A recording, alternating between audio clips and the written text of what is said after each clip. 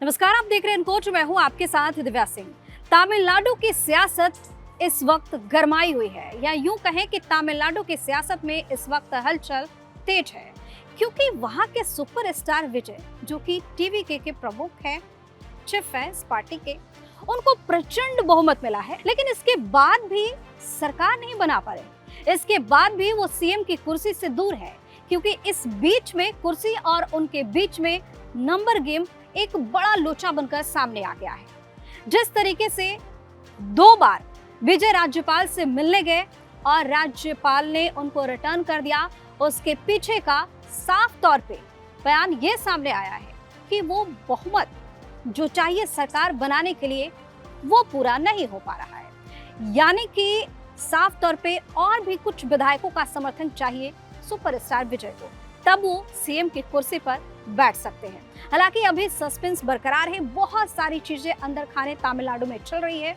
इस पर आपको पूरी जानकारी देते हैं, देखिए ये खास रिपोर्ट। राज्यपाल से लगातार दूसरी बार मुलाकात, बहुमत का गणित, कांग्रेस का समर्थन, डीएमके और एआईएडीएमके के बीच बैक चैनल बातचीत की चर्चा और अचानक टला शपथ ग्रहण कार्यक्रम, ये सब कुछ तमिलनाडु की राजनीति को बेहद दिलचस्प बना दिया है।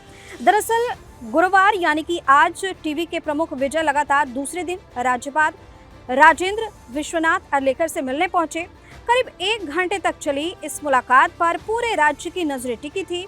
इससे पहले बुधवार को विजय ने सरकार बनाने का दावा पेश किया था, लेकिन मामला बहुमत के आंकड़े पर अटक गया। 234 सीटों वाली तमिलनाडु विधानसभा में बहुमत के लिए 118 सीटों की जरूरत है। टीवीके ने चुनाव में 108 सीटों पर जीत दर्ज की। हालांकि विजय खुद 2 सीटों से जीते हैं और नियम के मुताबिक उन्हें 1 सीट छोड़नी होगी, यानी पार्टी की संख्या घटकर 107 हो जाएगी। कांग्रेस के 5 विधायक समर्थन दे चुके हैं, जिसके बाद भी ये मिलाकर आंकड़ा 112 या 13 पहुंच रहा है, लेकिन फिर भी बहुमत से कुछ कदम दूर है। यही वजह है कि राज्यपाल ने उनसे 118 विधायकों के समर्थन का पत्र मांगा। सूत्रों के मुताबिक विजय ने बहुमत साबित करने के लिए कुछ समय मांगा है। इस बीच एक और बड़ी चर्चा ने राजनीतिक माहौल को और ज्यादा गर्म कर दिया है। मीडिया रिपोर्ट्स में दावा किया जा रहा है कि डीएमके और एआईएडीएमके के बीच सरकार गठन को लेकर बातचीत चल रही है। ये वही 2 पार्टियां हैं जो सालों से एक दूसरे की सबसे बड़ी राजनीतिक विरोधी रही हैं।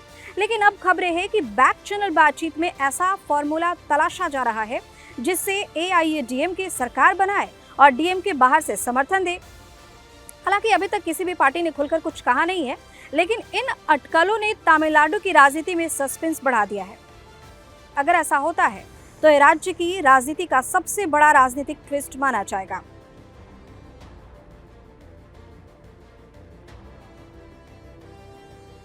उधर विजय के समर्थन में भी जबरदस्त उत्साह देखने को मिल रहा है। चेन्नई के नेहरू इंडोर स्टेडियम में बड़ी संख्या में लोग पहुंच गए थे, क्योंकि चर्चा थी कि 7 मई को विजय मुख्यमंत्री पद की शपथ लेंगे। लेकिन घंटों इंतजार के बाद कार्यक्रम शुरू नहीं हुआ। स्टेडियम के गेट बंद रहे, कोई आधिकारिक जानकारी नहीं दी गई। इससे समर्थकों में निराशा भी देखने को मिली। इन सब के बीच विजय का एक और भी चौंकाने वाला फैसला सामने आया है, जो काफी ज्यादा चर्चा में है। चुनाव नतीजों के बाद उन्हें मुख्यमंत्री स्तर की सुरक्षा और पुलिस काफिला दिया गया था, लेकिन उन्होंने इसे लेने से इनकार कर दिया। टीवीके की तरफ से कहा गया कि विजय तब तक मुख्यमंत्री स्तर की सुविधाएं नहीं लेंगे जब तक वे पूरी तरह से बहुमत साबित करके सरकार नहीं बना लेते। पार्टी ने इसे जनता के प्रति जिम्मेदारी और सादगी से जोड़कर पेश किया।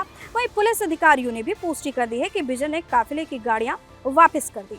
अब पूरे तमिलनाडु की नजर सिर्फ एक सवाल पर टिकी है, क्या विजय बहुमत का जादुई आंकड़ा हासिल कर पाएंगे? क्या कुछ और विधायक उनका समर्थन करेंगे, या फिर तमिलनाडु में कोई नया राजनीतिक समीकरण बनता दिखाई दे रहा है? तो साफ तौर पर 108 सीटें तो है सुपरस्टार विजय के पास। 5 सीटों का समर्थन कांग्रेस ने दे दिया है, लेकिन फिर भी सीएम की कुर्सी से दूर है, क्योंकि बहुमत का आंकड़ा टच नहीं हो रहा है, पूरा नहीं हो रहा है। बहुमत के लिए कितना चाहिए? 118। कांग्रेस की तरफ से समर्थन देने के बाद भी आंकड़ा पहुंच रहा है 112 से 13, मतलब अभी भी और भी कुछ सीटें इनको चाहिए। लेकिन सवाल ये है कि आखिर अब कहां से आएगा? 2 बार राज्यपाल से मिलने गए विजय, लेकिन दोनों बार पेच फंस गया। बार बार राज्यपाल उनको ये कह रहे हैं कि आप बहुमत का आंकड़ा लाइए और अपनी सरकार बनाइए, लेकिन वही चीजें पूरी नहीं हो पा रही।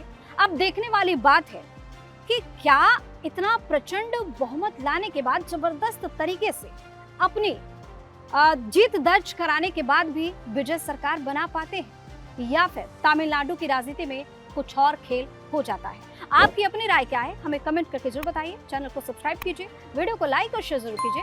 बहुत बहुत